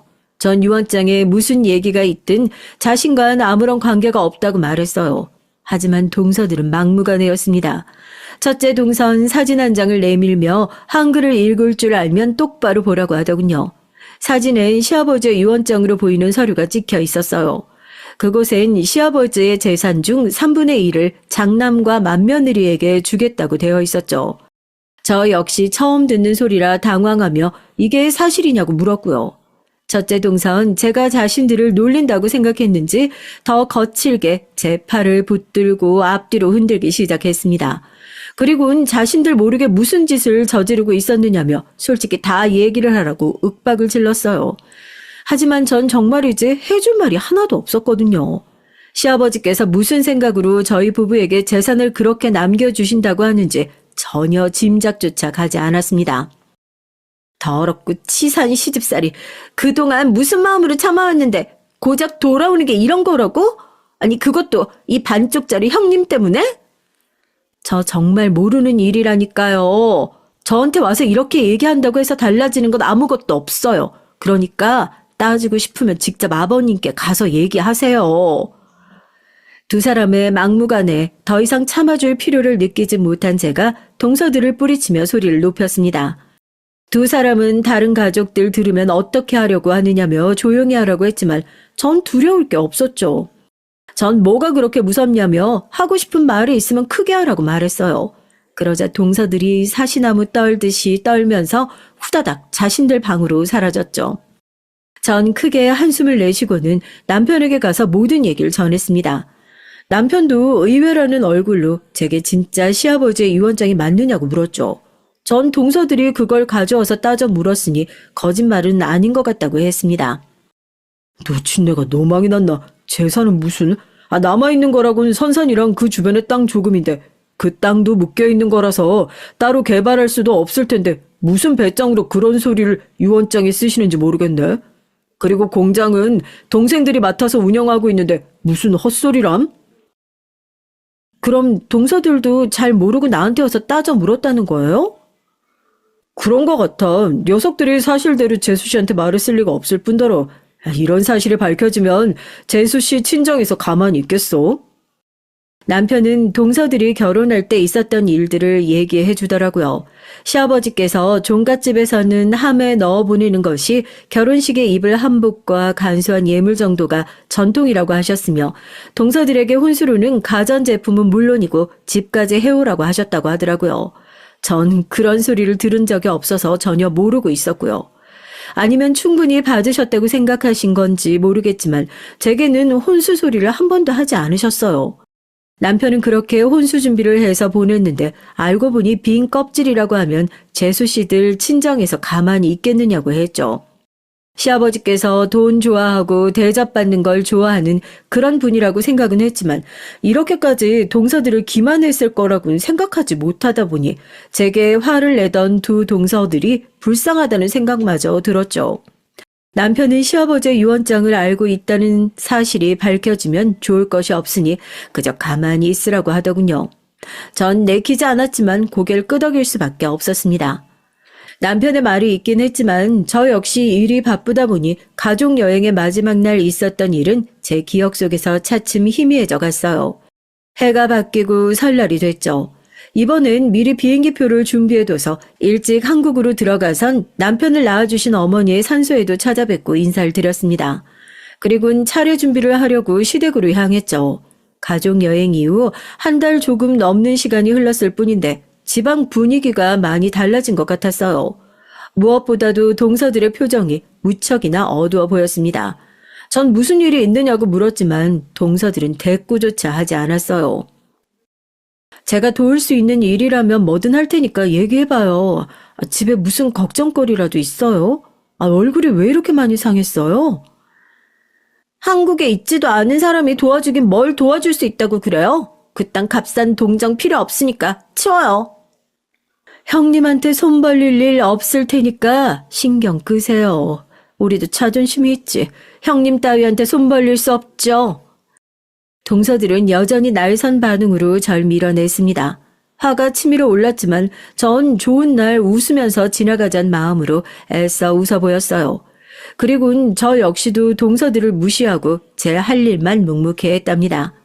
저녁 식사 시간이 되자 시아버지께선 제가 가져온 술을 꺼내시며 기분 좋게 한 잔 가득 마시곤 역시 가족끼리 모여야 한다며 호탕하게 웃으셨어요. 하지만 시아버지를 제외한 그 누구도 밝은 얼굴은 아니었죠. 남편은 딱딱하게 굳은 얼굴을 하고 있었고 서방님들은 피곤한 얼굴로 빨리 자리에서 일어나고 싶은 모습이었죠. 그리고 동서들은 새하얗게 질린 얼굴로 앉아 있었고요. 그래, 둘째랑 셋째, 내가 시킨 일들은 다 해뒀냐? 네, 아버님. 아버님 말씀대로 정리해뒀습니다. 내가 일을 시켰다고 불만 품고 헛짓을 한 건 아니겠지? 설마요. 아버님께서 시키신 대로 다 해뒀어요. 시아버지께선 동서들의 대답이 만족스럽다는 듯 웃으시곤 저와 남편을 향해 고개를 돌리시며 폭탄 발언을 하셨죠. 정말 상상조차 못했던 말이었습니다. 그래, 그럼 됐다. 첫째야, 너도 이제 그만하면 됐으니 한국으로 들어와 살지 그러냐? 그게 무슨 소리세요? 들어와서 살라니. 어딜 들어와서 살란 말이에요? 어디기는 어디야, 이 집이지. 그만하면 대릴 사위 노릇 충분히 한 것 아니냐? 그럼 이제 우리 집안 장남 노릇도 해야지. 와서 집안 사업도 신경 좀 쓰고 저 녀석들만 가지고는 택도 없어. 집안 사업? 우리한테 그런 것이 남아있었어요? 여기저기 빚쟁이들한테 다 뺏기고 동생들이 겨우 지키고 있는 작은 공장이 전부로 하는데요. 날려먹긴 누가 날려먹어? 나 아직 안 죽었다. 우리 집안이 얼마나 유서 깊은 집안인데 아직 멀쩡하다 이놈아. 그러니 장남답게 행동해. 됐습니다. 이 집 장남 그만둔 지가 언젠데요. 저 이 사람이랑 일본에서 계속 지낼 겁니다. 시아버지께선 화가 잔뜩 나셔선 들고 있던 술잔을 힘껏 바닥으로 던지셨어요. 그러고 남편을 향해 밥그릇을 엎어버리셨죠. 순식간에 일어난 일이었습니다. 다들 숨죽이고 남편과 시아버지를 바라봤어요. 남편은 조금의 흔들림도 없이 시아버지를 바라보고 있었고요. 얼마의 시간이 흘렀을까요? 이윽고 남편이 더 이상은 이런 행패에 무서워하던 자식은 없다고 하더니 그동안 동생들을 그렇게 힘들게 하셨으면 적어도 양심은 좀 남아 있으셔야 하는 거 아니냐는 말을 남기곤 제게 나가자고 하더군요.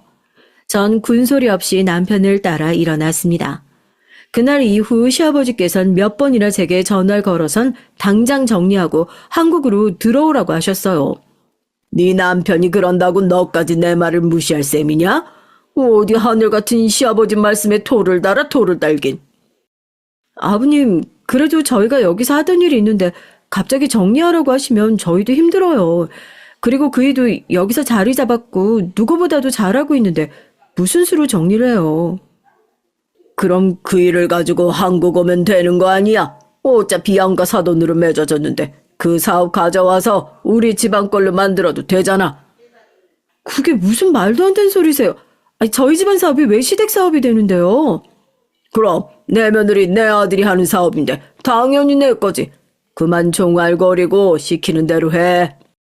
시아버지께서는 일방적으로 무조건 다 가지고 들어오라고 하셨지만 저와 남편은 꿈쩍도 하지 않았어요.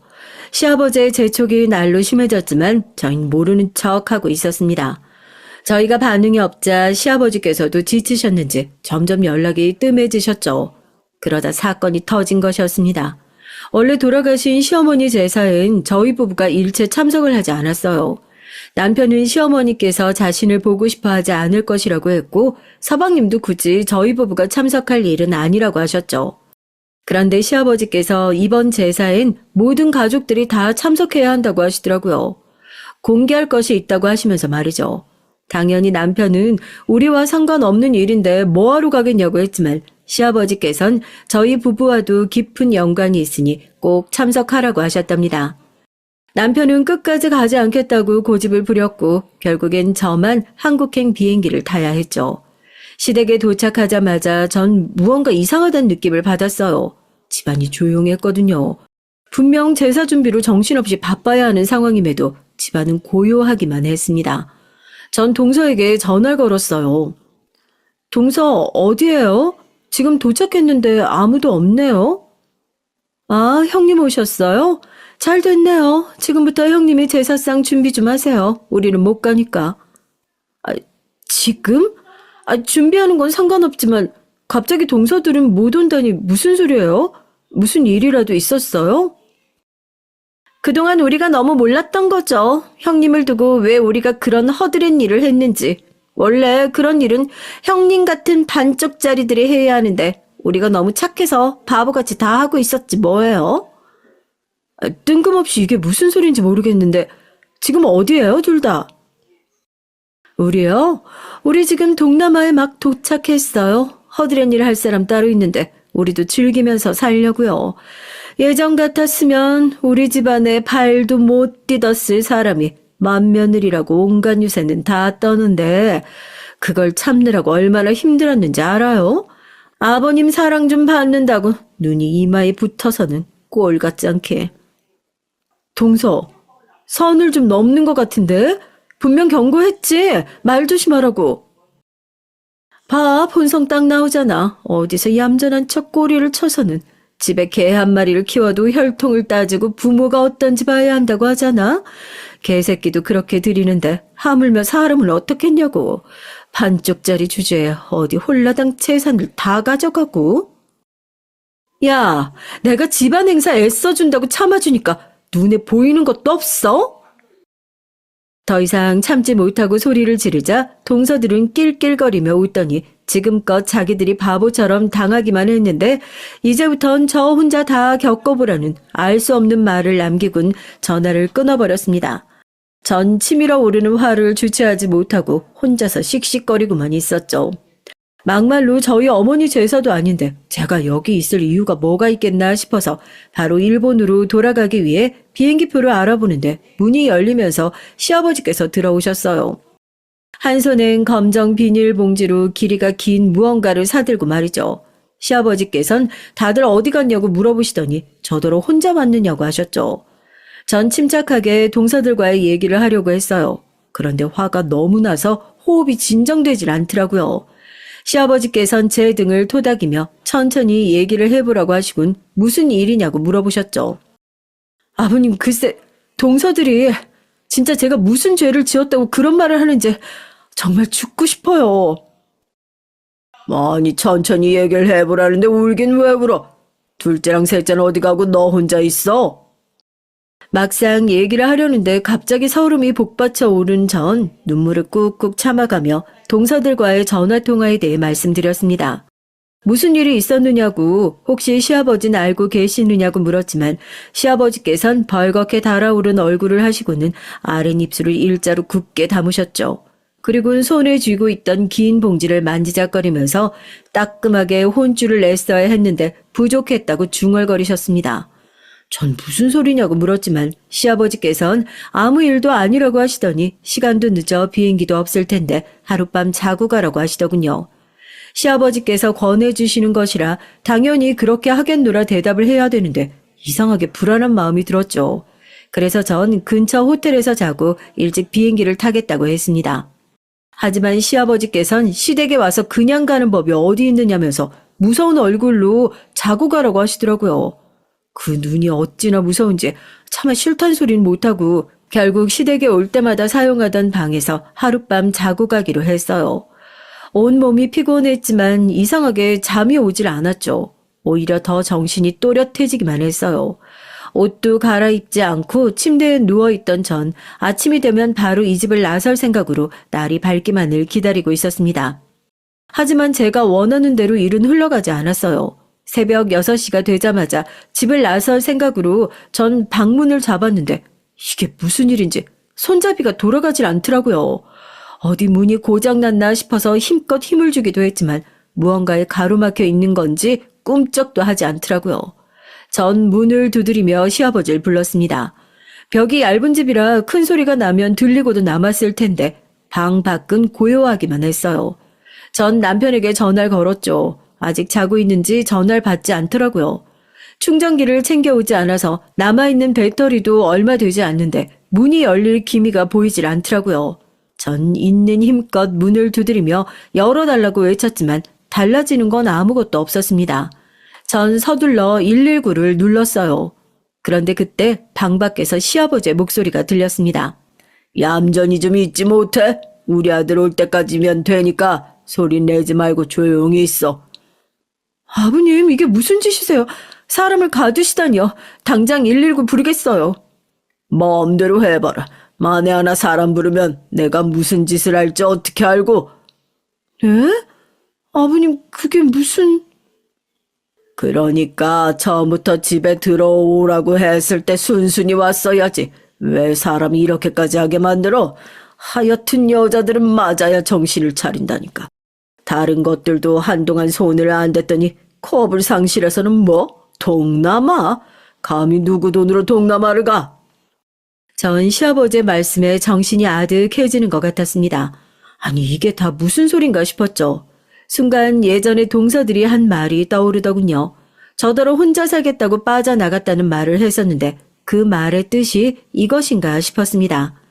문 밖에선 회초리를 휘두르는 소리가 들렸어요. 시아버지께선 몇 대 맞다 보면 시아버지를 공경하는 마음이 생길 것이라는 이해할 수 없는 말을 하면서 문을 열고 계셨죠. 문고리가 돌아가는 모습을 보는데 정말이지 죽을 것 같이 무섭더라고요. 문이 열리고 시아버지께서 흉흉한 회초리를 가지고 방 안으로 들어오셨습니다. 전 최대한 몸을 웅크리고 구석으로 숨었지만 시아버지께선 음흉한 웃음을 지으시며 다가오셨어요. 진짜 이대로 죽는구나 싶은 그때였습니다. 갑자기 어수선한 소리가 들리면서 시아버지를 찾는 남자들의 목소리가 멀리서 들렸죠. 이게 무슨 일인가 싶어 시아버지께서 몸을 돌리시는데 그때 전 있는 힘껏 시아버지를 밀치고 방 밖으로 달려나갔습니다. 그리고는 살려달라고 소리를 질렀어요. 제 뒤를 따라 시아버지가 나오시는 소리가 들렸고요. 전 맨발로 미친 듯이 사람들의 소리가 들리는 곳으로 달려갔습니다. 경찰이더라고요. 전 살려달라고 소리를 지르며 경찰을 향해 몸을 날렸습니다. 경찰들은 이게 무슨 일이냐고 제게 물었고 전 반쯤 정신이 나간 상태로 시아버지가 절 가두고 때리려고 했다고 말했어요. 하지만 급한 나머지 일본어로 외쳤죠. 제 말을 이해하지 못한 경찰들이 서로 시선을 교환하고 있는 와중에 한 여자 경찰이 큰 소리로 외쳤습니다. 시아버지가 이분을 가두고 때리려고 하셨대요. 저기 저 사람인 것 같아요. 여기가 감히 어딘 줄 알고 내 허락도 없이 들어와. 박철기 씨 되십니까? 경찰입니다. 상습적으로 며느리 때린다는 신고가 있어서요. 때리기는 누가 누굴 때렸다는 거야? 고작 그런 일로 내 집에 허락도 없이 들어와? 서장 어딨어? 당장 서장 데려와. 저도 어젯밤부터 갇혀있다가 방금 맞을 뻔했어요. 맞아요, 저 사람. 시아버지께선 자신은 그런 적이 없다고 발뺌하셨지만 제가 나서서 상황을 설명하자 경찰 두 사람이 시아버지의 팔 양쪽을 잡고는 서로 가서 얘기를 좀 하자고 하더군요. 시아버지께선 자신이 뭘 잘못했다고 끌고 가느냐며 당장 서장을 부르라고 소리를 지르셨지만 경찰들은 묵묵히 시아버지를 경찰차에 태우기만 할 뿐이었습니다. 제게 함께 가서 상황을 증언해 달라고 하셔서 저 역시 경찰서로 향했죠. 경찰서에 도착해서도 시아버지께선 자신에겐 아무런 잘못이 없다고 하시며 다 며느리들이 작당을 하고 모함을 하고 있다고 하셨어요. 제가 나서서 있었던 일들을 증언하자 시아버지께선 자신은 훈육을 했을 뿐 때린 적은 없다고 하시더군요. 이것들이 어른 말 알기를 우습게 여기기에 내가 가르침을 좀 줬을 뿐이야. 그게 어떻게 때린 게 된단 말이야. 사랑의 매 몰라? 다 가풍을 위해서 내가 훈육을 좀 했을 뿐이야. 훈육이라니 지금이 어떤 시대인데 회초리로 휘두르신단 말이에요. 저한테 뭐라고 하셨죠? 여잔 맞아야 정신을 차린다면서요. 이게 어디다 대고 눈을 똑바로 뜨고. 시아버지께서 제게 달려들려고 하자 경찰들이 제 앞을 막아서곤 강한 힘으로 시아버지를 누르더군요. 잠시 후 남편이 헐레벌떡 경찰서로 들어왔습니다. 제가 연락이 되지 않아 걱정이 돼서 한국행 비행기를 탔는데 한국에 도착하자마자 제가 남긴 음성을 듣고 달려왔다고 하더군요. 남편을 보니까 긴장된 마음도 풀리는 것이 눈물이 터져 나왔어요. 경찰에게서 설명을 듣고 난 남편은 다짜고짜 시아버지께 다가가서는 주먹으로 뺨을 후려치더군요. 경찰들이 미처 막을 새도 없이 말이죠. 시아버지께선 어디 자식이 아비를 때리느냐며 당장 잡아가라고 경찰들에게 고래고래 소리를 질렀습니다. 남편은 앞으로 자신은 부모 없다 생각하겠다고 말하곤 경찰에게 조사가 끝나면 가도 되느냐고 물었죠.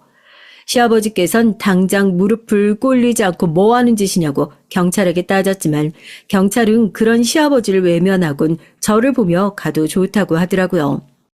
일본으로 돌아오는 비행기에서 전 앞으로 한국엔 절대 가지 않겠다고 말했습니다. 남편 역시 이제 자신에게 남은 가족은 저와 저희 부모님이 전부라고 말했죠. 나중에 들었지만 시아버지께선 수시로 동서들을 때리셨다고 해요. 그러면서 혹시나 동서들이 신고를 할까 싶어서 동서들 약점까지 하나씩 쥐고 계셨다고 하더라고요. 각자 사정은 있었지만 그 약점 때문에 맞으면서 아프다는 소리도 못 내고 있었는데 제가 시집을 온 것이었습니다. 하지만 전 한국에 있는 시간이 없다 보니 동서들처럼 맞을 일이 없었던 것이 문제였더라고요. 자신들만 당하는 것이 억울하기도 하고 제가 얄밉기도 하면서 저도 당신들과 같은 일을 당했으면 좋겠다고 생각을 한 모양이더라고요. 그런데 그렇게 못된 마음을 먹었으면서도 마음 한구석에 죄책감이라도 남았는지 결국엔 시아버지를 경찰에 신고했고 덕분에 큰일이 일어나지 않을 수 있었죠. 두 사람이 제게 반쪽짜리니 뭐니 하면서 상처 주는 말을 한 것도 다 자신들은 고통 속에 사는데 저만 멀쩡한 것에 화가 났기 때문이라고 들었어요. 어처구니가 없었죠. 시아버지께서 저지른 행동은 그뿐만이 아니었습니다. 막상 붙잡아두고 조사를 시작하니 양파 껍질 벗기듯이 죄목들이 하나씩 드러나고 있더라고요. 동서뿐만 아니라 남편에겐 새어머니가 되시는 시어머니께도 암으로 돌아가신 것이 아니라 시아버지께 맞으면서 치료를 제때 하지 못해서 돌아가셨다고 하더라고요. 그때까지만 하더라도 시아버지께서 돈도 힘도 있으시다 보니 사람을 사서 없던 일로 수습을 하신 모양인데 이번 사건으로 그것마저 다 밝혀진 것이죠. 그것 말고도 시아버지의 악행은 끝도 없었습니다. 그중엔 저희 아버지와 관련되어 있는 일도 있었어요. 곧 일본에서 건너온 사업가가 여기서 자리를 잡을 생각이라는 말로 주변 사람들을 현혹시켜 투자자들로 하여금 성금을 받아서 챙긴 혐의가 있더라고요. 그 금액이 억 단위가 된다는 소리에 진짜 기가 막혔죠. 아버지께선 자신을 그런 것에 연관시켰다고 분노하시며 시아버지께 피해 보상금을 받아내시겠다고 한국 변호사까지 준비를 시키셨습니다. 솔직히 처음 소식을 들었을 땐 제게 이혼을 하라고 하셨어요. 시아버지에 대한 분노가 남편을 향했던 것이죠. 물론 남편의 잘못이 아니라는 건 머리로는 이해하셨지만 마음으로 받아들이기가 쉽지 않았어요. 하지만 제가 임신했다는 사실을 알고는 결국 남편의 일은 넘어가기로 해주셨답니다.